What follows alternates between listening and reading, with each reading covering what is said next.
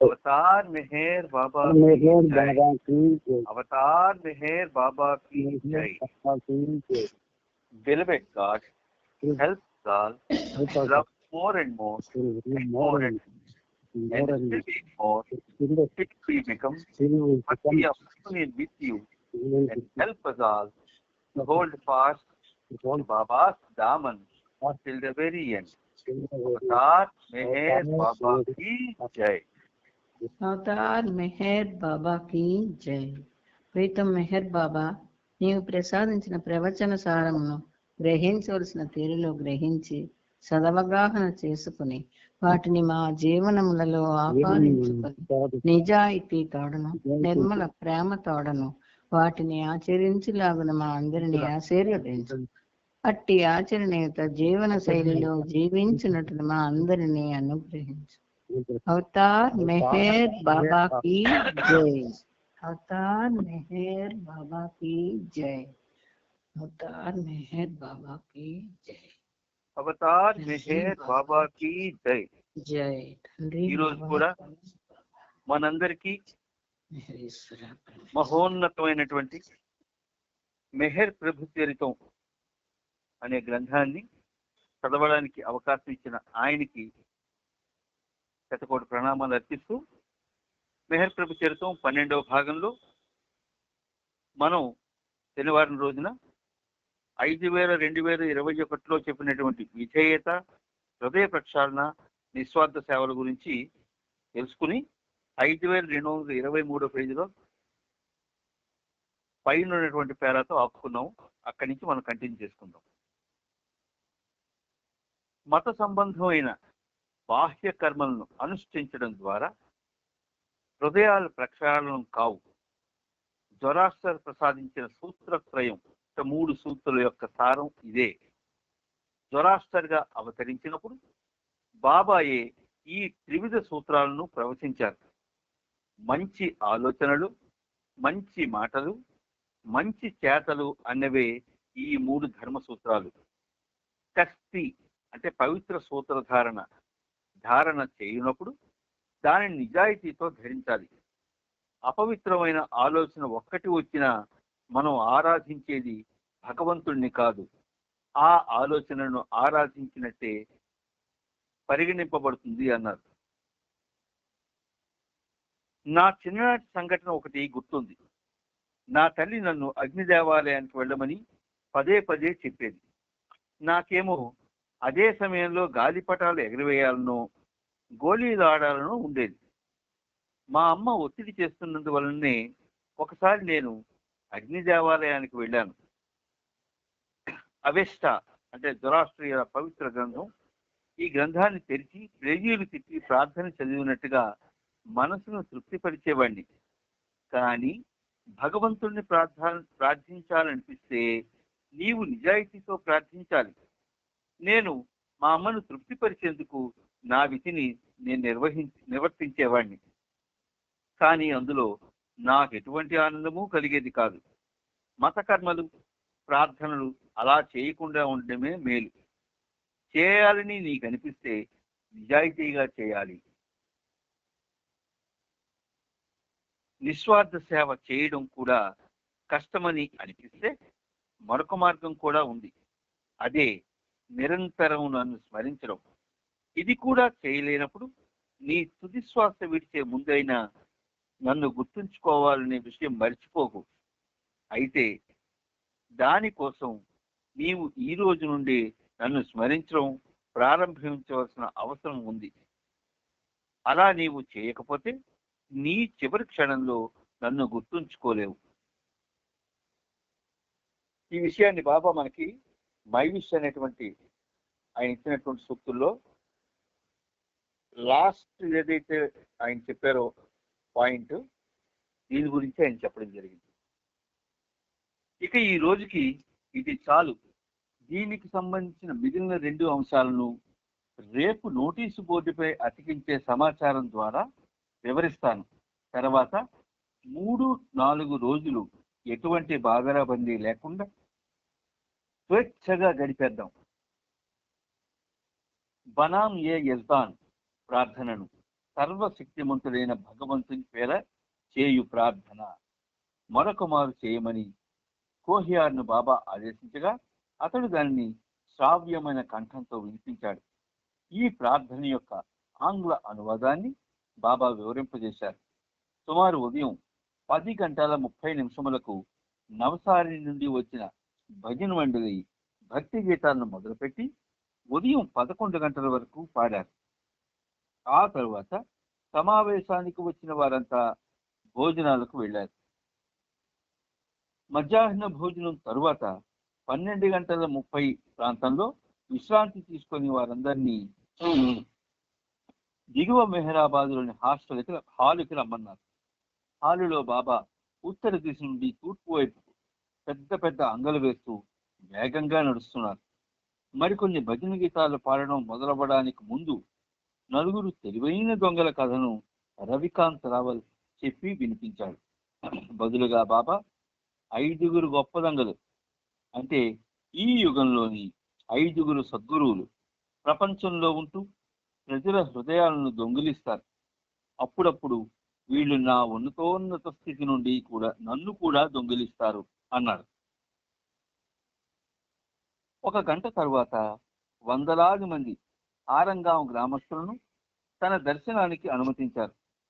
అందులో ఎక్కువ మంది ఈ సహవాస్ నెల రోజుల కోసం పనిలో పెట్టుకున్న కార్యకర్తల కుటుంబీకులే. పురుషులు, స్త్రీలు, పిల్లలు పెద్ద ఊరేగింపుగా పాడుకుంటూ నృత్యం చేసుకుంటూ గ్రామం నుండి సమావేశం జరిగే టెంట్ వద్దకు వచ్చారు. వాళ్ళు బాబా పాదాలను ముట్టుకోకుండా కేవలం వేదిక పైన బాబా కూర్చునే కుర్చీని తాకుతూ ముందుకు కదిలి వెళ్ళిపోవాల్సిందిగా వాళ్ళకు సూచించడం జరిగింది. బాబా త్వరగా మొదట తన తర్వాత ఆ చేతితో తన నుదుటిని తాకి తన దర్శనం చేసుకున్నారు. గ్రామస్తులు బాబాను దర్శనం చేసుకోవడం మొదలు పెట్టక ముందే సాకోరి నుండి గోదావరి మాయి మెహరాబాద్ చేరుకున్నారు. బాబా తన ప్రక్కనే వేదిక పైన ఆమెను మరొక కుర్చీలో కూర్చుని ఏర్పాటు చేశారు. కార్యక్రమం ప్రారంభమైంది. గ్రామవాసులు భక్తి ప్రపత్తులతో తెచ్చిన పూలదండలను, కొబ్బరికాయలను బాబా స్వీకరించి ప్రతి ఒక్కరికి ప్రసాదాన్ని అందజేశారు. కొంతసేపటి తరువాత గోదావరిమై వెళ్ళిపోగా బాబా తన హాలులోకి తిరిగి వెళ్ళిపోయారు. అందరూ హాలులోకి వచ్చి బాబాను కలుసుకున్నారు. అప్పుడు బాబా ఇలా చెప్పాడు: ప్రతి ఒక్క బృందం నుండి నాకు ఒక వ్యక్తి కావాలి. ఆ వ్యక్తి ఫిబ్రవరి 15 నుండి 21 రోజుల పాటు కేవలం మంచినీళ్లు మాత్రమే తీసుకుంటూ నా నామాన్ని జపిస్తూ ఉపవాసం చేయాలి. 21 రోజులు నీళ్లు త్రాగి ఉపవసించడం ఏమంత గొప్ప విషయమేం కాదు. చాలా మంది ఇంకా ఎక్కువ కాలం కూడా ఇలా ఉపవసించడం జరిగింది. కానీ ఒకే స్థలంలో ఉంటూ నా నామాన్ని అతనికొక్కనికి మాత్రమే వినిపించేంత గట్టిగా బయటికి ఉచ్చరిస్తూ జపించడం నిజంగా కష్టమే. బాబాకు కూడా ఇది కష్టమే. ఆ విధంగా ఆచరించడానికి ధైర్యం ఉన్న వారిని లేచి నిల్చోమని బాబా అడిగారు. కొద్దిమంది నిల్చోగా బాబా 5 కోషాంగ్ భరూచా, మిను ఖరాత్, బుర్జోర్ మెహతా, ఏరిచ్ కరాడియా, మిను ఎఫ్ కంబట్టా ఎంపిక చేశారు. వాళ్లకు బాబా ఇలా సూచించారు: 21 రోజుల పాటు ఒకే స్థలంలో ఉండి నీళ్లు తప్ప ఏమీ తాగకుండా తినకుండా బాబా నామం మెల్లగా వినబడేటట్టుగా స్మరిస్తూ ఉండాలి. అసలు నిద్రపోకూడదు. తరువాత మరికొన్ని ఆదేశాలు ఇస్తాను. భగవంతుడు చెవిటివాడు. నా నామాన్ని మీరు మనసులో తలుచుకుంటూ ఉంటే నేను చెవిటివాడినే గనుక నాకు మీ నామస్మరణ వినబడదు. ఎట్టి పరిస్థితుల్లోనూ ఎటువంటి బాధలు ఎదురైనా మీరొకవేళ జబ్బు పడినా నేను చెప్పినవి నమ్మకంతో విడిచిపెట్టకుండా ఆచరించండి. చిరునవ్వు నవ్వుతూ వచ్చిన వారిని ఉద్దేశించి బాబా ఈ రోజు నేను సాయంత్రం 5 గంటలకు మెహరాజాద్కి తొందరగా వెళ్లేందుకు నాకు అవకాశం ఇస్తారా అని అడిగాడు. అంతా ఏకకంఠంతో వెళ్ళనివ్వం అంటూ అరిచారు. సరే, మీ కోరిక మన్నిస్తాను. 5 గంటలకు వెళ్ళను, కానీ 4 గంటల 30 నిమిషాలకు పెడతాను అని ఆ బాబా అనగానే వ్యతిరేకత ధ్వనించే అరుపులు వినబడ్డాయి. చివరికి బాబా ఆ సాయంత్రం 5 గంటల 30 నిమిషాలకి మెహరాజాద్ బయలుదేరేందుకు నిర్ణయం తీసుకున్నారు. నిజానికి 6 గంటలకు బయలుదేరవలసి ఉంది. కానీ బాబా ఎప్పటిలాగే తన చిలిపితనాన్ని ఉపయోగించి తానక్కడ ఉండే సమయంలో అర్ధగంట తగ్గించి కూడా ప్రతి ఒక్కరికి సంతృప్తి కలుగజేశారు. ఆ తర్వాత బాబా గాడ్ స్పీక్స్ గ్రంథాన్ని అమెరికాలో ప్రచురించే విషయాన్ని ప్రస్తావించారు.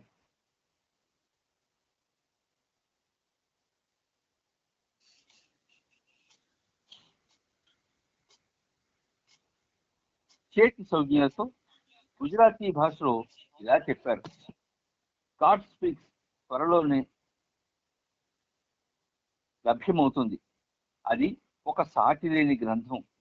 నేను చాలా విషయాలు దానిలో వివరించాను. అయినా మరొకసారి మీ అందరికీ అర్థమయ్యే రీతిలో క్లుప్తంగా వివరిస్తాను. అనాదిగా మనమంతా ఒక్కటే. మనకు ఆ విషయం తెలియదు, దాని గురించి ఎరుక లేదు. ఎన్నటికీ అంటే శాశ్వతత్వంలో మనం అవధులు లేని మహాసాగరం అయి ఉన్నాం. ఆ మహాసాగరంలో మనమంతా బిందువును. నిత్యం జరిగేది ఏమిటి? జాగ్రత్తావస్థ నుండి నిద్రావస్థలోకి వెళతాం. సుషుప్తిలోకి అంటే గాఢ నిద్రలోకి వెళ్లే ముందు మనం స్వప్నావస్థను అనుభవించి సుషుప్తిలోకి వెళతాం. తిరిగి మెలకువ పొందే ముందు మనం మరలా అదే స్థితిని స్వప్నావస్థ దాటి వస్తాం. అంటే గాఢ నిద్ర నుండి స్వప్నావస్థ, స్వప్నావస్థ నుండి జాగ్రత్తావస్థకు చేరుతాం. గాఢ నిద్రలో ఉన్నప్పుడు నీవు సర్వము మర్చిపోతావు. నీకంటూ ఏమీ ఉండదు. అదే ఆది మూలస్థితి, ఒరిజినల్ స్టేట్. మనం ప్రతిరోజు ఈ స్థితిని దాటి మేల్కొంటాం. అంటే స్వప్నావస్థను దాటి ఈ స్థూల ప్రపంచమని మరొక స్వప్నంలోకి వస్తాం అని అర్థం. ఇప్పుడు ఏం చేయాలి? ప్రతిరోజు ఈ ఆది మూల స్థితిలోకి ప్రవేశించి తిరిగి స్థూల ప్రపంచమనే స్వప్న ప్రపంచంలో మేల్కొనడం గురించి ఏదో ఒకటి చేయాలి. మన ఆది మూల స్థితి అయిన సుషుప్తావస్థలో ఏకత్వం అంటే యూనిటీ ఉంది. కానీ మేల్కొనగానే ద్వంద్వ స్థితి యొక్క ఎరుకను పొందుతాం. గాఢ నిద్ర అనే ఈ ఆది మూల స్థితి వలన మనకు ఎటువంటి ప్రయోజనము లేదు. ఆది మూల స్థితిలోనే మనం ఎరుకతో మేల్కోవాలి. అప్పుడే మనమంతా ఒక్కటే అనే అనుభవాన్ని పొందుతాం.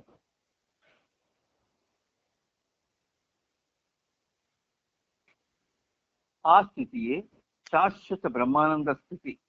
ఇట్టి స్థితికి ముందు ఏమి ఉంది? కేవలం ఈ శాశ్వత బ్రహ్మానందమే ఉంది. అది అంతా ఆనందమే ఆనందం. మన ఈ ఆది మూల స్థితిని అనగా ఏకత్వ స్థితిని ఎరుకతో పొందడం అంటే ఎరుకతో జ్ఞానం, జ్ఞాన్ నాలెడ్జ్ అనుభవించడం అని అర్థం. ఇదే శక్తి, ఇదే బ్రహ్మానందం. మనోనాశ్ అనగా మనసు పూర్తిగా లయం చెందిన తర్వాత ఈ స్థితికి వస్తుంది. ఇట్టి అనుభవ ప్రాప్తి పొందాలంటే సాధకుడు సద్గురువు లేదా అవతారణ పాదాల వద్ద ధూళిగా మారవలసిందే. ఐ అలోన్ ఎగ్జిస్ట్, ఉన్నది నేనొక్కడినే. అప్పుడు నా పాదాల కింద ధూళిగా మీరు ఎలా అవగలరు? సర్వరోగ నివారణ వంటి ఒకే ఒక మార్గం ఉంది. అదే నాకు తూచ తప్పకుండా విధేయత చూపడం. అంటే నేను చెప్పింది చేసేయడమే. సాధకుడు అట్టి ధూళిగా మారాలి. నాకు కూడా అంతటి ధైర్యం లేదు. ప్రపంచంలో అటువంటి నిజమైన దైవీ ప్రేమికులు కొద్దిమందే ఉన్నారు. వారంతా దివ్య ప్రేమ యొక్క పారవశ్యం మునిగి తమను తాము పూర్తిగా పోగొట్టుకొని ఉంటారు. మీరు నాకు విధేయులు కాలేకపోతే నన్ను నిరంతరం స్మరిస్తూ ఉండండి. అది కూడా సాధ్యం కాకపోతే మీ తుది శ్వాస విడిచే ముందైనా కనీసం నా నామాన్ని ఉచ్చరించండి. నోజర్ అంటే ఆర్నోవర్ సోదరుడు తన తుది క్షణాల్లో నా నామాన్ని తలుచుకున్నాడు. నా సోదరుడు జంషెడ్ కూడా అలాగే చేశాడు. జాల్ ఖైరావాలా, మెహ్రూ దమానియా మరికొంతమంది కూడా ఇలాగే చేశారు. సూర్యులు అంటే హీరోలు మాత్రమే శరీరంతో ఉండగా తమను తాము నాకు సర్వార్పణ చేసుకుంటారు. ఆరంగం ప్రజలు తమ ప్రాపంచిక కోరికల సాఫల్యానికై నా ఆశీస్సులు కోరుతూ నా చెంతకు వచ్చి వెళ్ళారు. నేను అందుకోసమే రాలేదు. యావత్ ప్రపంచపు బాగోగులు నేను చూడవలసి ఉన్నప్పటికీ ఎన్నుకోబడిన అతి కొద్ది మంది కోసం వచ్చాను. మీరు మీ భౌతిక శరీరంతో నన్ను దర్శించుకొని నా దివ్యత్వాన్ని అనుభూతి చెందేటట్లు చేయడం కోసమే నేను వచ్చాను అన్నారు. హజరత్ బాబాజాన్ ద్వారా నేను నా దివ్యానందాన్ని పొందాను. తిరిగి నా మామూలు స్థితికి రావడానికి నేను 9 నెలల పాటు మాటలకందని ఆధ్యాత్మిక వ్యధను స్పిరిచువల్ ఎగోని అనుభవించాను. అది భరించలేని స్థితి. ఉపశమనం కోసం నేను నా తలను గోడకేసి గట్టిగా కొట్టుకునేవాడిని. ఆ తీవ్రతలు గోడలు బీటలు పడేవి. వాస్తవానికి అటువంటి బాధ అనేది లేనే లేదు. 5 సద్గురువులు నన్ను స్థూల ప్రపంచంలోకి దింపినప్పుడు వారొక తెరను నాపై వేసి దింపుతారు. బాబాజాన్ ఆ ముసుగును తొలగించింది. ఆ స్థితిలో నేను 9 నెలలున్నాను. ఆ తరువాత స్థూల చైతన్యాన్ని తిరిగి పొందాను. ఈ క్షణంలో నేను అనంత ఆనందాన్ని, అనంత వేదనను ఏకకాలంలో అనుభవిస్తున్నాను. ఈ దేహాన్ని విసర్జించిన మరుక్షణం బ్రహ్మానందాన్ని అనుభవిస్తాను. అది తప్ప మరి ఏది ఉండదు. కనుక నేను పొందేది కేవలం ఆనందమే ఆనందం. గత ఎన్నో యుగాలుగా నేను వస్తూనే ఉన్నాను. అంటే నా వయసు ఎంత ఉండాలి? మీ గురించి కూడా ఆలోచించండి. మీరు కూడా ఎన్నో యుగాలుగా వస్తూనే ఉన్నారు కదా. అయినప్పటికీ మార్పు లేకుండా మీరు మీలాగే ఉన్నారు. వాస్తవానికి ఎవరూ రారు, ఎవరూ పోరు, ఎవరూ జన్మించరు, ఎవరూ మరణించరు. ఆ స్థితిని అనుభవించేందుకు మనం బంధనాల దాస్యం నుండి విముక్తులం కావాలి. ఈ రోజు ఉదయం లింగోచా ఆట అంటే 7 పెంకుల ఆట ఆడిన తర్వాత ఇదంతా నేను గుర్తు చేసుకున్నాను అన్నారు బాబా. ఆ తరువాత బాబా మెహరాజాకు వెళ్ళిపోయారు. మర్నాడు నవంబర్ 5వ తేదీన ఉదయం సుమారు 7:30 బాబా తిరిగి మెహరాబాద్ వచ్చారు. ప్రతిరోజు రాగానే బాబా మొదట హాలుకి ఎదురుగా ఉన్న తన కేబిన్లోకి వెళ్ళి అక్కడ పెండు, పాద్రి, విష్ణులను కలిసేవారు. సహవాస్ ఏర్పాట్లు చేసే ఈ ముగ్గురు, వీరితో పాటు జగన్, బాబు మరికొంతమంది వారి వారి విధుల నిర్వహణలో ఉండి బాబాకు సమీపంలో ఉండలేకపోయినప్పటికీ బాబా వీళ్లకు భిన్నమైన రీతిలో తన ప్రేమను అందించేవారు. అనగా తగినంత మధురమైన బాధను ప్రసాదించేవారు.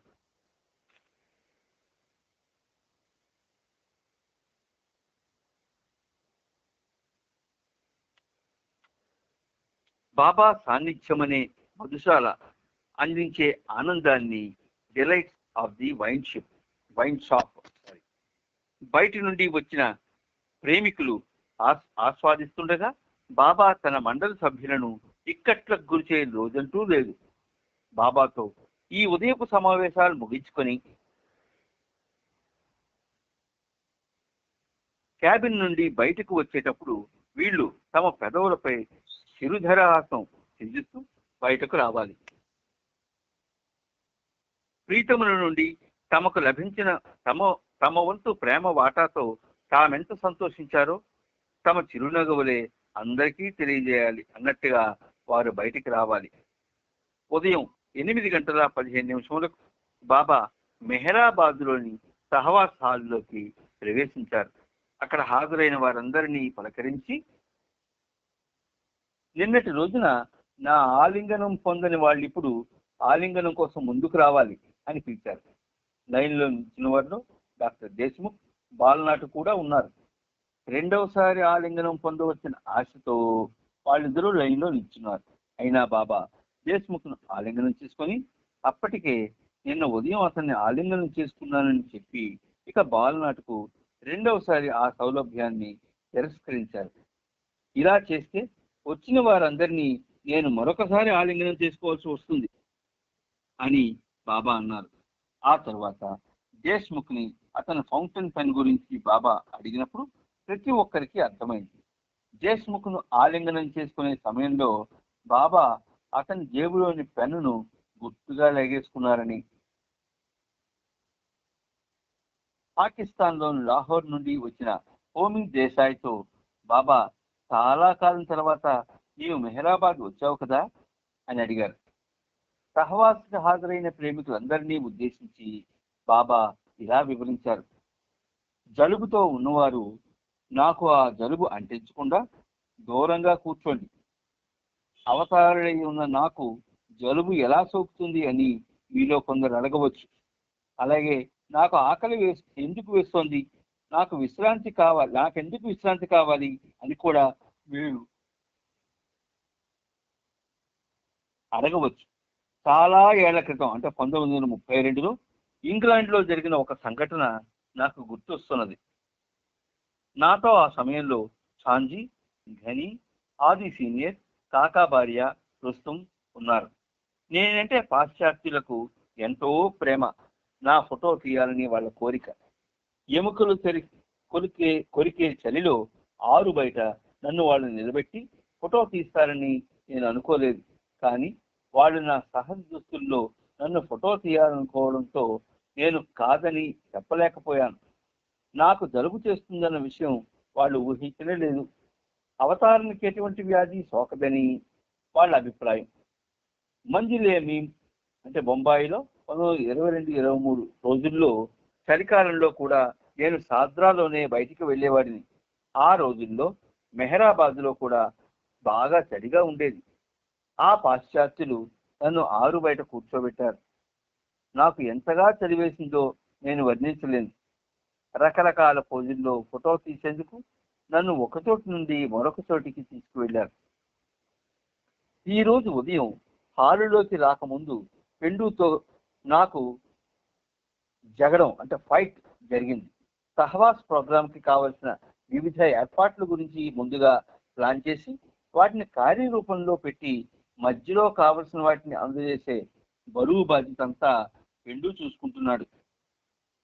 మొదటగా వారానికి 150 మంది సహవాసీయులను ఆహ్వానించడానికి మొత్తం 4 వారాలకి 20,000 రూపాయలు అంచనా వ్యయంగాను, అలాగే నెల రోజుల సహవాస ప్రోగ్రాంలో బేదుల కోసం 10,000 రూపాయలు ఖర్చు చేయడానికి గాను అంచనా వేయడం జరిగింది. మొదట్లో తయారు చేసుకున్న ఈ ప్లాన్లో ఎటువంటి మార్పులకు తావివ్వరాదని చెప్పి పెండు చేసిన ప్రతిపాదనలను నేను అంగీకరించాను. కానీ ఉత్తరాలు, టెలిగ్రాములు రావడం మొదలైంది. ప్రేమికుల విన్నపాలను తిరస్కరించలేకపోవడంతో సహవాసులో పాల్గొనే సభ్యుల సంఖ్య పెరుగుతూనే ఉంది. మేము తలపెట్టిన నా బృహత్ కార్యంలో ఆంధ్ర ప్రేమికులు నిజమైన కార్యకర్తలుగా రుజువు చేసుకున్నారు. ఆంధ్ర ప్రాంతంలో చాలా చోట్ల నా నామం ఇంటింటా ఒక వాడుక పదంగా మారింది. ఉత్తరప్రదేశ్ రాష్ట్రంలో హమీర్పూర్ జిల్లాలో నా ప్రేమికులు కార్యకర్తల విషయంలోనూ ఇలాగే జరిగింది. అక్కడ స్త్రీలు, పురుషులు, పిల్లలు తమ నిత్య జీవితంలో ఇంటిలో పనిచేస్తున్నా, పొలాల్లో పనిచేస్తున్నా, ఏదైనా ఆఫీసులో పనిచేస్తున్నా, పిల్లలు స్కూల్కి పెడుతున్నా, అంతా ఏ పనిలోనే ఉన్నా నన్ను కీర్తిస్తూ పాడుకుంటూ తమ పనులు చేసుకుంటూ ఉంటారు. మహారాష్ట్ర సహవాసీయుల సంఖ్య 200కు చేరింది. సహవాసులో పాల్గొనడానికి ఇచ్చగించిన వారిలో చాలా మందిని మొదట్లో వదిలిపెట్టడం అయింది. వాళ్ళను ఇప్పుడు తీసుకోక తప్పలేదు. మనమంతా ఒక కుటుంబంలోని సన్నిహిత సభ్యులమన్న ప్రాతిపదిక పైన ప్రస్తుతం సహవాసంలో ఉన్నాం కనుక నేను ఈ విషయాలన్నీ మీతో ముచ్చటిస్తున్నాను. సహవాసీయుల సంఖ్య ఒక గ్రూపులో 200 దాటడంతో పెండు ఎదురు తిరుగుతున్నాడు. బీదల కోసం అనుకున్న 10,000 రూపాయలను పెండు 5,000 కుదించాడు. ఇక సహవాసులో పాల్గొనేందుకు అనుమతిని ఇవ్వడం అన్నది నిలిపివేశాం. దూర ప్రాంతాల నుండి వచ్చి సహవాసికి హాజరవుతున్న వారందరూ ప్రేమికులని, కార్యకర్తలని నేను పెండుకు వివరించాను. అప్పుడేమో ఒక బృందంలో సభ్యుల సంఖ్య 300కు చేరవచ్చు అనిపిస్తుంది. ఇలా సంఖ్య పెరగడంతో మిగతా అవసరాలతో పాటు ముందుగా వాళ్ళకి కావలసిన పడకల కోసం పెండాలను పెంచడం, మరికొన్ని మంచాలు, దుప్పట్లు, దిండ్లు వగైరా ఇవన్నీ పెండు సమకూర్చాలి. దీంతో బేదల కార్యక్రమం కోసం కేటాయించిన డబ్బు 1000 రూపాయలకి తగ్గిపోయింది.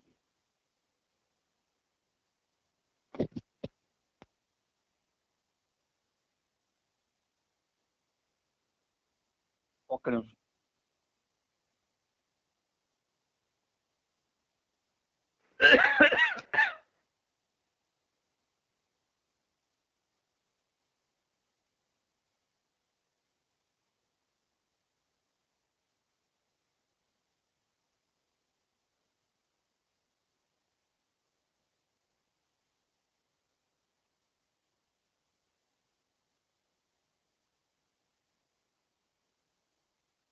సహాయం అనేది దానంతట అదే ఎలా అందుతుందో చూడండి.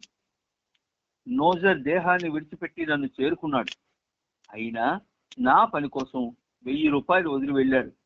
వీళ్ళని కలిపితే మొత్తం బెజల కోసం 2000 రూపాయలు అవుతుంది. గత ఏడాది నేను దర్శన కార్యక్రమంలో ఆంధ్ర ప్రాంతానికి వెళ్ళాను.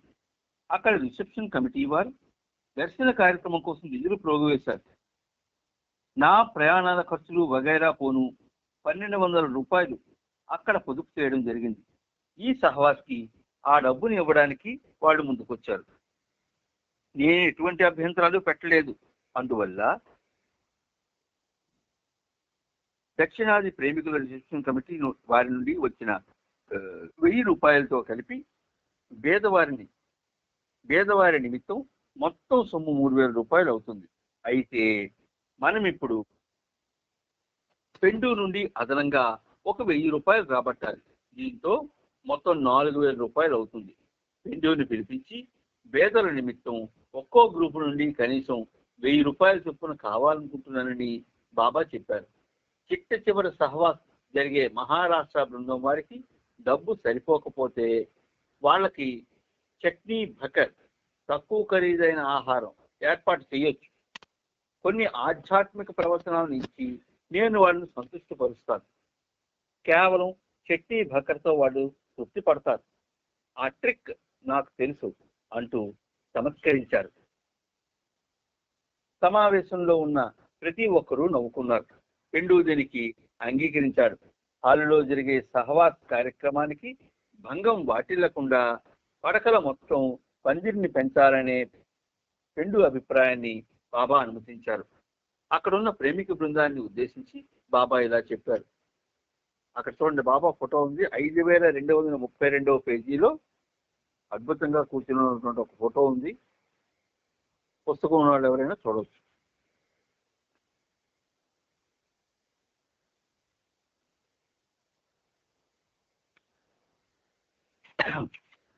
రేపు ఉదయం 9 గంటల నుండి 10 గంటల వరకు బేదల కార్యక్రమం జరుగుతుంది.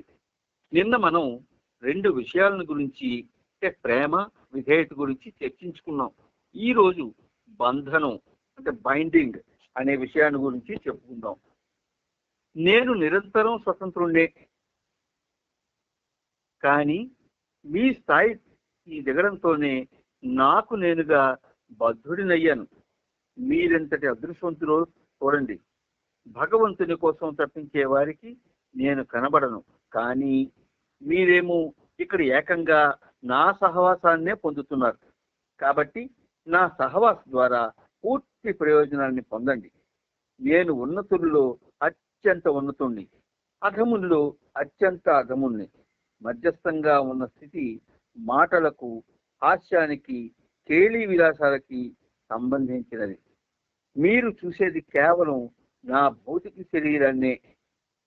మొదటి భూమిక, రెండవ భూమిక, అలా 7వ భూమిక వరకు ఉన్న వారితో కూడా నేను ఉన్నాను. అదే విధంగా నేను ప్రతి చోట, ప్రతి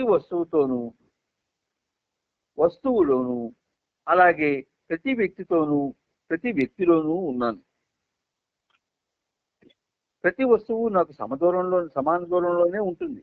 అలాగే అందరూ నాకు సమాన దూరంలోనే ఉంటారు. క్రమక్రమంగా ప్రజలు నా సాంగత్యంలోకి వచ్చి నాతో మరింత సన్నిహితంగా ఉండి సర్వస్వము నాకు అర్పిస్తారు. వారు నా పైన పూర్తిగా ఆధారపడ్డవాడుగా తయారవుతారు. ఈ ప్రక్రియ ప్రతి అవతార కాలంలోనూ మరలా జరుగుతూనే ఉంటుంది. మీతో చెబుతున్న ఈ విషయాలను తిరిగి మిగతా 3 బృందాల సభ్యుల ముందు చెప్పడం జరుగుతుంది. నేను చెప్పకుండా దాచేది ఏదీ లేదు. నేను చెప్పినట్టు ఈ ప్రక్రియ యుగ యుగాలుగా జరుగుతూనే ఉంటుంది. నాకు ప్రియమైన వాళ్ళు నా పైన ఆధారపడి ఉంటారు. నా విశ్వకార్యం కోసం నేను వాళ్ళకు ఆదేశాలు ఇవ్వవలసి ఉంది. నాపై ఆధారపడడం అన్నది రోజు రోజుకి పెరుగుతూ ఉంటుంది. నా ప్రతి అవతరణలోనూ ఇదే పరిస్థితి. మొదట్లో మనకు మెహరాబాద్లో వివిధ సంస్థలు ఉండేవి. డబ్బు అందుబాటులో ఉన్నప్పుడు అటువంటి సంస్థల పైన ఖర్చు పెడుతుంటాను. డబ్బు లేనప్పుడు వాటిని మూసేస్తూ ఉంటాను. నా విషయంలో ఏది శాశ్వతంగా నెలకొల్పడం జరగదు.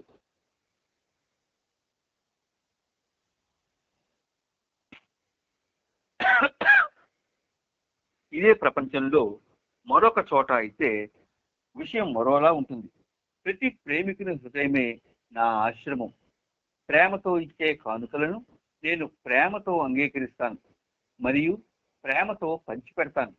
స్వయంగా తెచ్చిపెట్టుకున్న ఇట్టి బంధనాల నుండి నేను స్వేచ్ఛగా ఉండాలనుకుంటాను. సమయం దగ్గర పడుతోంది. ఏ విషయాన్ని వాగ్దానంగా తీసుకోవద్దు. నేను వాగ్దానాలకు అతీతుణ్ణి.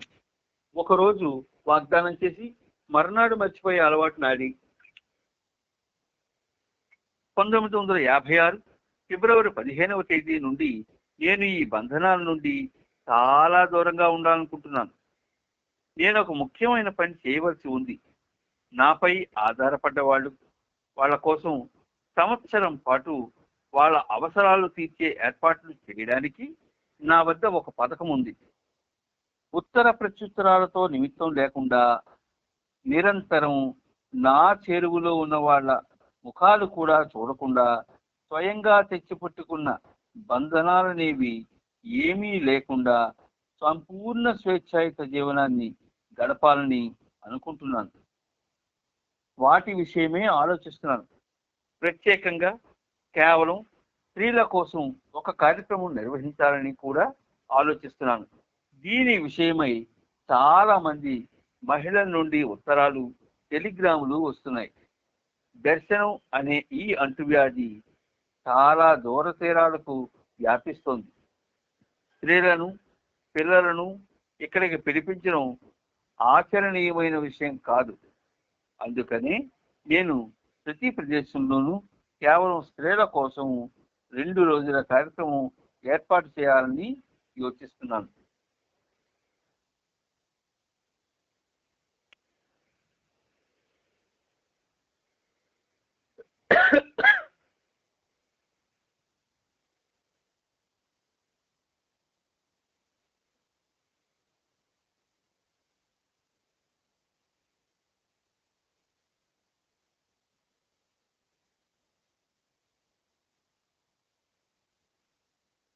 నేను అమెరికా వెళ్తున్నట్టు పుకార్లు కూడా పుట్టాయి. అది కొద్ది రోజుల్లోనే త్వరగా ముగించి వచ్చే పర్యటన మాత్రమే. ఇంకా ఏమీ నిర్ణయం తీసుకోలేదు. ఇదమిద్దంగా ఎన్ని రోజులు ఉంటామనేది కూడా నిశ్చయం కాలేదు. వస్తున్న ఫిబ్రవరి 15వ తేదీ నుండి మండలి సభ్యులకు నేను దూరంగా ఉండబోతున్నాను. నాపై ఆధారపడ్డ వాళ్లకు ఏర్పాట్లు చేసేందుకు నా చేతిలో 2 నెలలు అంటే డిసెంబరు, జనవరి ఉన్నాయి. ఇండియాలో వివిధ ప్రదేశాలు సందర్శించాలనుకుంటున్నాను. పాశ్చాత్య దేశాలకు కూడా నేను వెళితే వెళ్ళవచ్చు. ఇక 4వ విషయం, బాబా ప్రేమ సందేశాన్ని వ్యాప్తి చేయడం గురించి చెప్పుకుందాం. ఆంధ్ర కార్యకర్తలు వాస్తవానికి అక్కడున్న అన్ని గ్రామాల్లోనూ సందేశ వ్యాప్తిని పూర్తి చేశారు.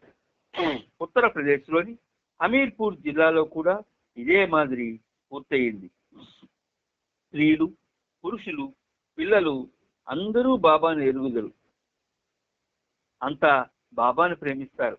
అక్కడ 1-2 గ్రామాల్లో బాబా విశ్వకార్యానికి వ్యతిరేకత ఏర్పడినా ఒక అద్భుతం జరిగి ఆ గ్రామస్తులు కూడా బాబా కార్యంలో నిమగ్నమయ్యేలా చేసింది.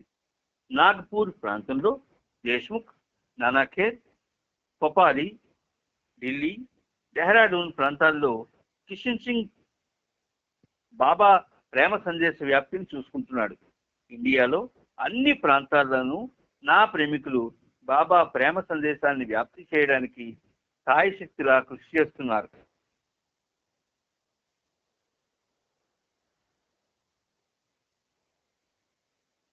కానీ ఈ పార్సీలు ఉన్నారే, నేను జీసస్ గా వచ్చినప్పుడు వీళ్ళు యూదులుగా ఉండేవారు. నా సిలువ వేతకు నా యూదులే కారకులు. నేనిప్పుడు జొరాస్ట్రియన్ని. ఈ పార్సీలు అప్పటి నా పాత రోజులను గుర్తు చేస్తున్నారు. వీరిలో ఎక్కువ మంది నన్ను ప్రేమించేవారే, సందేహం లేదు. నా ఈ అధిక సంఖ్యాకుల ప్రేమే నన్ను వ్యతిరేకించే బృందం వారి అనాసక్తతను మటుమాయం చేస్తుంది. ఇండియాలో నేను ఎక్కడికి వెళ్ళినా వేల సంఖ్యలో ప్రజలు నా చుట్టూ చేరతారు. అయితే నాకు కావలసింది ఇటువంటి ప్రేమ కాదు. నేను చెప్పదలుచుకున్నది ఏమిటంటే, నా ప్రేమను మీరెలా వ్యాప్తి చేస్తారు, ప్రజలకు నా ప్రేమను ఎలా అందజేస్తారు, నన్ను ప్రేమించేటట్టు ప్రజలను ఎలా స్పందింపజేస్తారు. వాస్తవానికి నేను ఎవరిని అనే విషయం ప్రజలకు అర్థమయ్యేలా ఏం చేస్తారు, ఇవన్నీ మీరు ఎలా చేస్తారు? దీనికోసం మొదట మీరంతా నా ప్రేమికులుగా ఉండాలి. మీరు వెళ్ళి నా గురించి ఇతరులకు చెబుతూ బాబా ఇలా చెప్పారు అనే విషయాన్ని వాళ్ళకు పూర్తిగా వివరించాలి. సత్యమే మాట్లాడాలి. పరనింద చేయకూడదు. ఇతరుల పట్ల అసూయ పడకూడదు. ఎవరిని ద్వేషించకూడదు. పరులకు బాధ కలిగించకూడదు. ఇవన్నీ మీరు ప్రజలకు చెప్పాలి. బాబా ఇలా చెప్పారు, అలా చెప్పారు అని మీరు చెప్పినప్పుడు మీ అంతరాత్మ స్వచ్ఛంగా నిర్మలంగా ఉన్నప్పుడు మాత్రమే మీరు ఈ విషయాలని చెప్పగలుగుతారు. అప్పుడే ప్రజల మనస్తత్వంలో మీరు కొంత మార్పును తీసుకొచ్చి వారి ప్రేమను బాబా వైపు మళ్లించగలుగుతారు. మీ హృదయాలు పవిత్రంగా లేనప్పుడు మీ ముఖం ప్రజలకు చూపించకుండా ఒక్క మాట కూడా మాట్లాడకుండా ఉండడమే మంచిది. నోరు మెదపకండి. ప్రపంచం నన్ను ఆరాధించినా లేదా అవమానించినా దాని ప్రభావం నాపై ఉండదు. నా సర్వోన్నతత్వం ఏ విధంగానూ మారదు. మీరు నా ప్రేమికులుగా, మీకు మీరే ఉదాహరణలుగా అందరికీ కనిపించండి. ప్రేమికుడు ఒకడే ఉన్నప్పటికీ అతడు నిజమైన ప్రేమికుడు లేదా నిజమైన కార్యకర్త అయినవాడు నా కోసం ఎంతైనా పనిచేయగలడు. ప్రపంచాన్నంతటినీ మార్చివేయగలడు. మీరంతా అలా ఉండగలిగితే యావత్తు విశ్వం యొక్క రూపురేఖల్ని మార్చగలడు.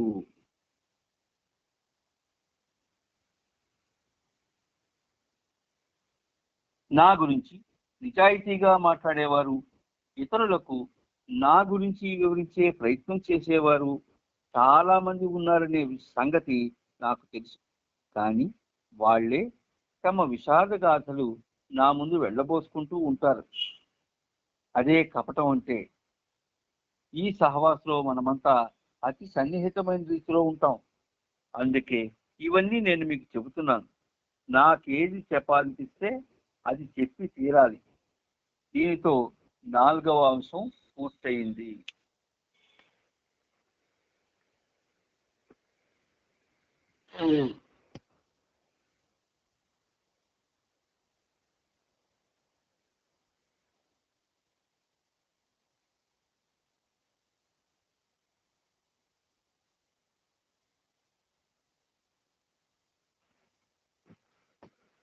మరొక అంశం, నేను నా అక్షర ఫలకాన్ని విసర్జించిన తరువాత నా ఆలోచనలను మీ ముందు ఎలా వ్యక్తపరుస్తున్నానో మీకు తెలుసు.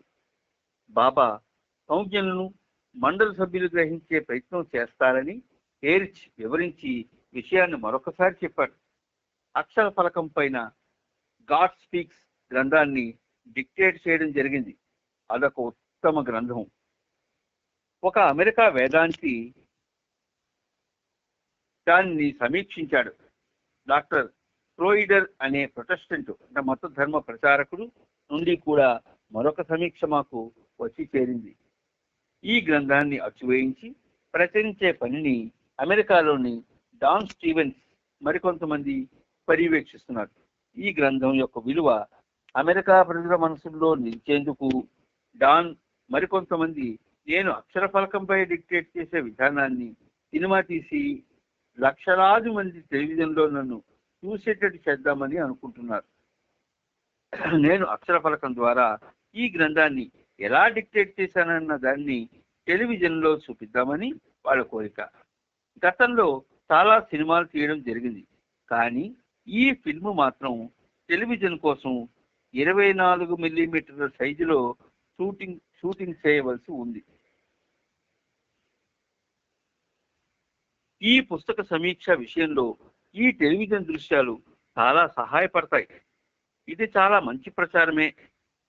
కొద్ది సమయం పాటు అక్షర ఫలకాన్ని ఉపయోగించమని డాన్ నన్ను కోరాడు.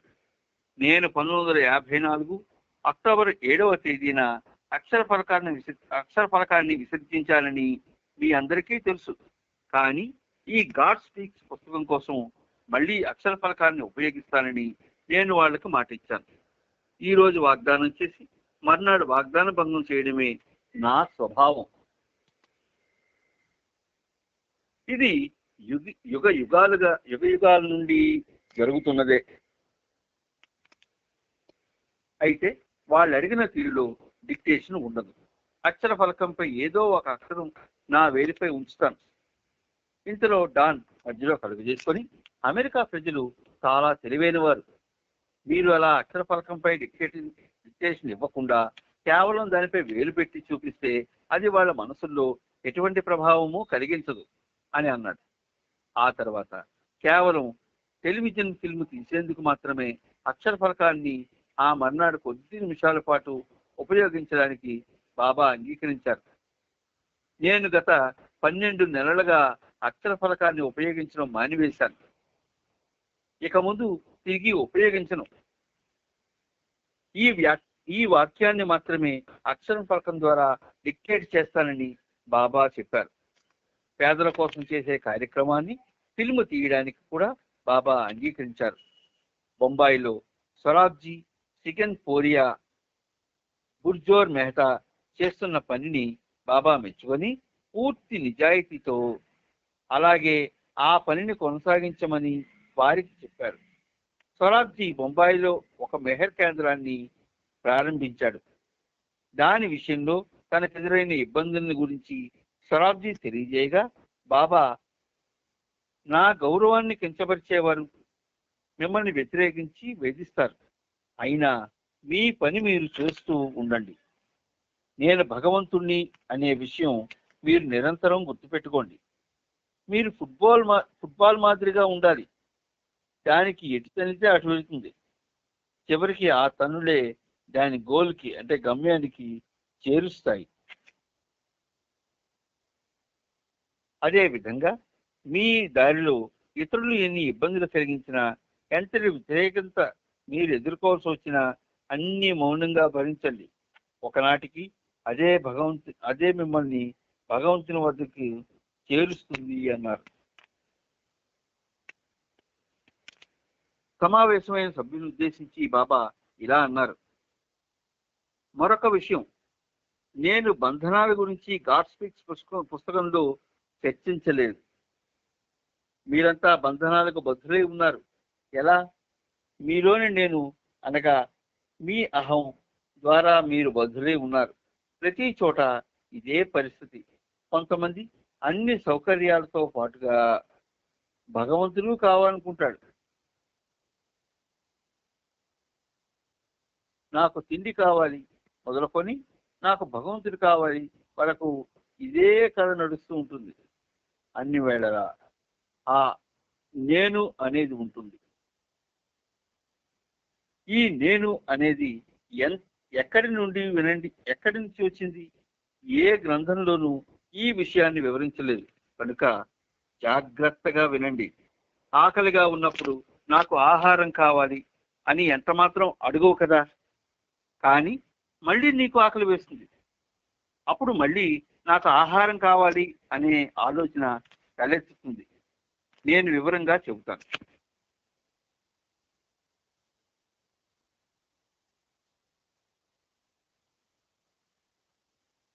ప్రారంభంలో భగవంతుని పరాత్పర పరబ్రహ్మ స్థితి, బియాండ్ స్టేట్ ఆఫ్ గాడ్ మాత్రమే ఉంది. భగవంతుని తన స్థితి పట్ల తనకు ఎరుకలేదు.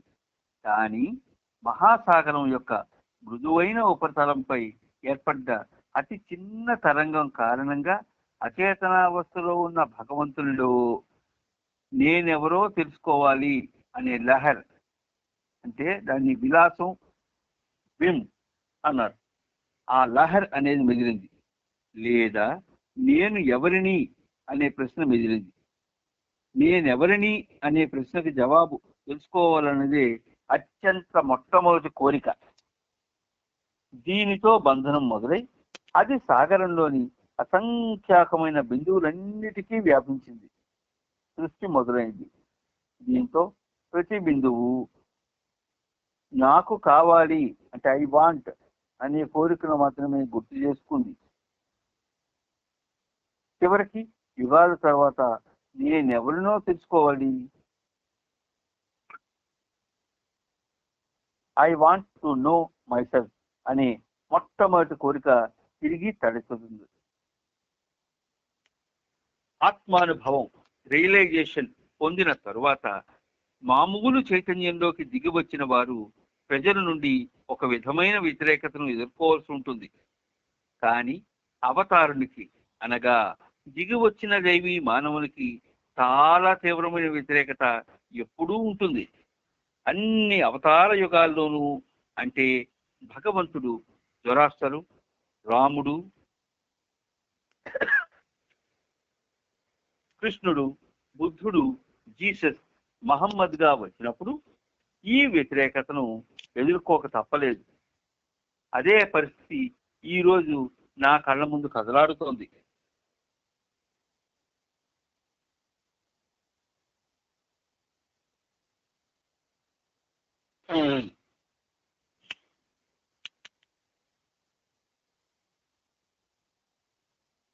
రేపు ఉదయం 9 నుండి 10 గంటల వరకు 1 గంట సేపు పేదల కార్యక్రమంలో గడుపుదాం. అప్పుడు టెలివిజన్ కోసం ఫిల్మ్ తీయడం ఉంటుంది. కానీ ఎల్లుండి నేను మీలో ప్రతి ఒక్కరితోనూ 2 నిమిషాల పాటు గడుపుతాను. అప్పుడు మీరు నన్ను ఏమీ అడగవద్దు. మీతో 2 నిమిషాలు ముచ్చటిస్తాను. మిమ్మల్ని దేని గురించి అయినా నేను అడిగినప్పుడు మాత్రమే మీరు సమాధానం చెప్పండి. 7 రోజుల పాటు ఒకే చోట కూర్చొని కేవలం నీళ్లు మాత్రమే తీసుకుంటూ నా నామాన్ని జపించే ఆ 5 ప్రేమికులకు నేను సూచనలు ఇస్తాను. నవంబర్ 8వ తేదీన మెహరాజాద్లోని కొన్ని ప్రదేశాలను మీకు చూపించేందుకు మిమ్మల్ని అక్కడికి తీసుకెళ్తాను. నేను బస్సు ఛార్జీలకు మీరు తలా 2 రూపాయలు ఖర్చు పెట్టాల్సి ఉంటుంది. మీలో ఎవరైనా ఆ 2 రూపాయలు ఖర్చు పెట్టే స్తోమత లేని వారుంటే మెహర్జీ షావుకార్ని పట్టుకోండి. పింపల్గావ్ నుండి తిరిగి వచ్చాక మధ్యాహ్నం 4 గంటల నుంచి 7 గంటల వరకు ఖవాలీ కార్యక్రమం ఉంటుంది. అద్భుతంగా పాడే ఖవాలీ పాటగాడు పూనా నగరం నుండి ప్రత్యేకంగా వస్తున్నాడు. సాయిబాబాకు కూడా ఖవాలీ గానం అంటే చాలా ఇష్టం.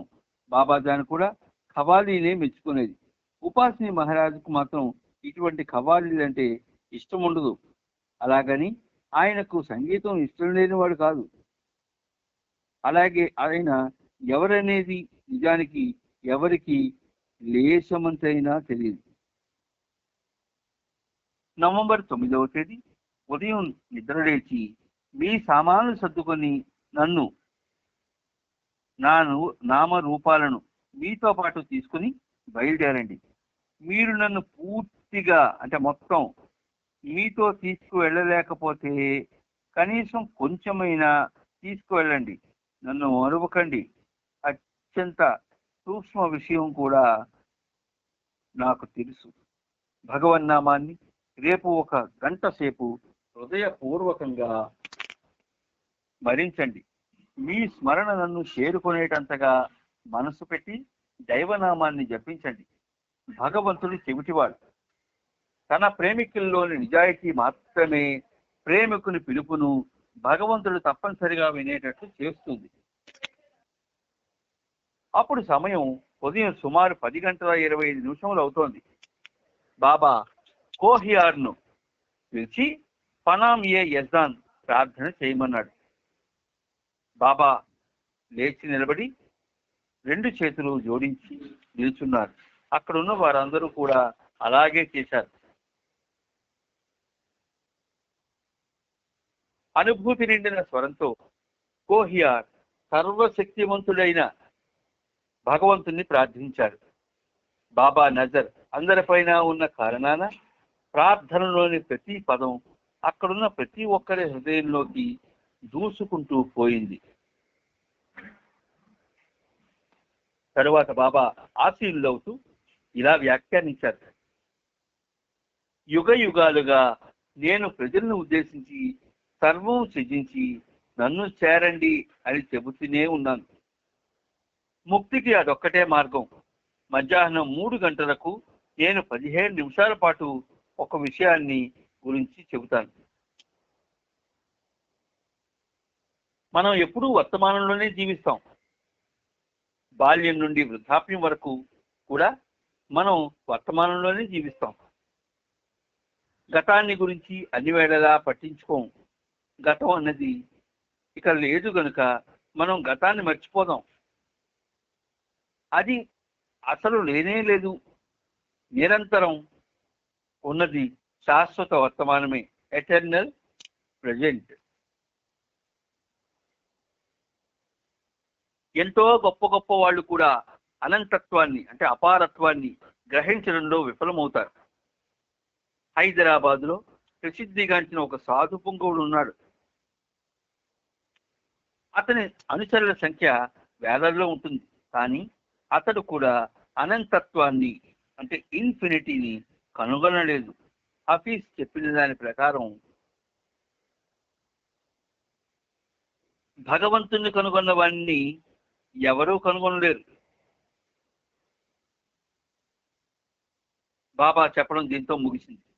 1922 సంవత్సరంలో పూనాలో బాబా జోపిడీలో గడిపే రోజులను, 1923 సంవత్సరంలో మంజిలియమీంలో గడిపే రోజులను జరిగిన కొన్ని సంఘటనల గురించి ఆది సీనియర్ రంజు వివరించేవారు. అంతా మధ్యాహ్న భోజనానికి వెళ్ళగా బాబా తన క్యాబిన్లోకి వెళ్ళారు. బాబు అనే ఒక ఆరంగం పిల్లవాడు బాబా కోసం భోజనం తయారు చేస్తున్నాడు. ప్రతిరోజు బాబా మెహరాజాద్ నుండి మెహరాబాద్కి రాగానే అల్పాహారం తీసుకునేవారు. కొన్ని బ్రెడ్ ముక్కలు, క్రీమ్, టీ అల్పాహారంగా తీసుకునేవారు. ఇందుకు అనుగుణంగా బాబు ప్రతిరోజు రాత్రి పాల నుండి మేగడను వేరు చేసి బాబా కోసం విడిగా ఉంచేవాడు. కానీ తెల్లవారి చూసేటప్పటికి మేగడ మాయమయ్యేది. మెస్ డోర్ ఉన్న అల్మరాలో నుండి ఎవరో ఆ మేగడను తస్కరిస్తున్నారు. దీని కారణంగా బాబు ఎవాట్లు తినేవాడు. కానీ మేగడ ఎలా మాయమవుతుందో బాబు చెప్పలేకపోయేవాడు.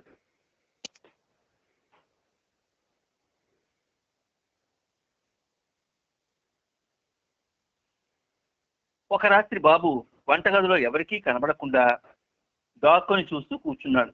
కొంతసేపటికి భావనగరవాసి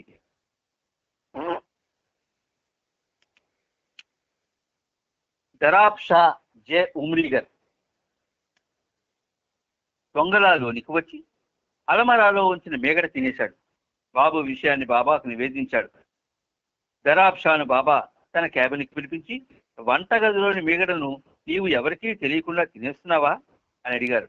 అవును, తింటున్నాను బాబా అని ఒప్పుకున్నాడు. నీవెందుకలా చేస్తున్నావు? దరాబ్ది పసిబిడ్డ మనస్తత్వం.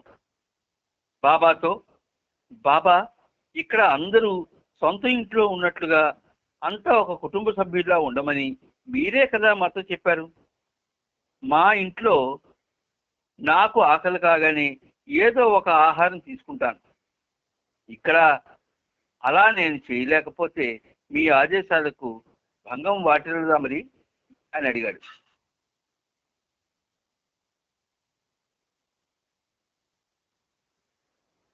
అతని తర్కానికి బాబా ఎంతో సంతోషించి అతన్ని ఆలింగనం చేసుకున్నారు. నాతో అసలైన సహవాసం అనుభవించింది నీవు ఒక్కడివే అని అభినందించారు.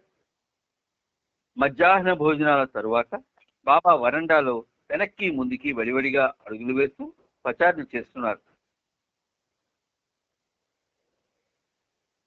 సన్నిహితులైన కొందరి వంక గంభీరంగా చూస్తూ, మీరేం ఆలోచిస్తున్నారు అని అడిగారు.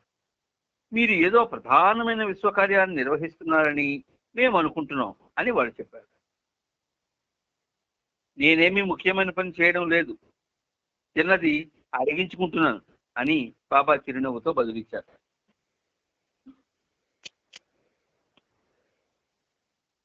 బాబా హాల్లోనికి ప్రవేశిస్తూ పెండు, పాద్రి, సిద్ధు, భావులను పిలిపించారు.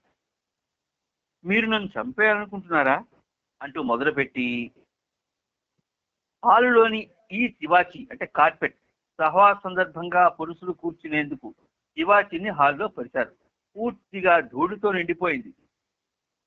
నేను దీనిపై నడిచినప్పుడల్లా ధూళి మేఘాల్లా పైకి లేచి నా ముక్కు పుటాల్లోకి చొచ్చుకుపోతోంది. తివాచిని ఎవరు శుభ్రం చేశారు అని వాళ్ళను గట్టిగా మందలించారు. సిద్ధు తానే శుభ్రం చేశానని చెప్పాడు. నీ బాబు ఏనాడైనా తివాచి శుభ్రం చేశాడా? చూడు, శుభ్రం చేయడం అంటారా? తివాచిని బయటికి తీసుకెళ్ళి ప్రతిరోజు బాగా దులపాలి. బాబా సిద్ధుని బాగా ఇచ్చిపోశారు. తివాచి చాలా బరువుగా ఉంది బాబా, దీన్ని దులపాలంటే 20 మంది కావాలి అని సిద్ధు అన్నాడు. బాబు వైపు తిరిగి, మీ నాయన ఎప్పుడైనా తివాచిని శుభ్రం చేయడం చూసావా అని అడిగారు బాబా. లేదు అని బాబు సమాధానం ఇచ్చాడు. కానీ నీవు శుభ్రం చేస్తే రాడు. రేపటికి ఈ తివాచిలో ఏ కొంచెం దుమ్ము కనబడినా నిన్ను క్షమించేది లేదు అని బాబా హెచ్చరించారు. నిజానికి ఆ తివాచిలో దుమ్మే లేదు. కానీ దానిని దులిపి శుభ్రం చేయమని బాబా ఆదేశం. దీనివల్ల ప్రతిరోజు రాత్రి 20 నుండి 25 మంది ప్రోగు చేసి బాబు ఆ తివాచీని బయట బాగా దులిపి శుభ్రం చేయడం మొదలుపెట్టారు. హాలులో బాబాకు 2 పక్షులు కనపడ్డాయి. దాంతో బాబా సిద్ధుని, బావుని మరొకమారు ఇలా మందించారు. హాలులోకి మీరు ఆ పక్షుల్ని ఎందుకు రానిచ్చారు? బాబు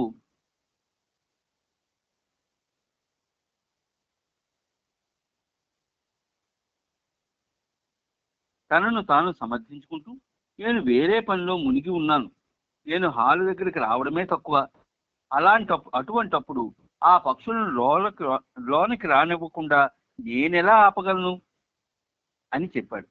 బాబుని సరిచేస్తూ, ద్వారం దగ్గర ఎవరినో ఒకరిని ఉంచవలసింది, నీవు అలా ఎందుకు ఆలోచించలేదు అని అన్నారు బాబా. బాబా సహవాసి బృందం వాళ్ళందరినీ హాల్లోకి పిలిపించి బాబుకి పని పట్ల ఉన్న నిర్లక్ష్య వైఖరిని గురించి క్షుణ్ణంగా వివరించి అటువంటి వాణ్ణి క్షమించవచ్చునా అని అడిగారు. ప్రతి ఒక్కరూ క్షమించవచ్చు అని చెప్పగా బాబును బాబా క్షమించి వదిలిపెట్టారు. మధ్యాహ్నం 3 గంటలకు బాబా దివ్య జ్ఞానం గురించి కొన్ని మాటలు చెప్పారు. జై బాబా. అందరికీ జై బాబా. జై బాబా.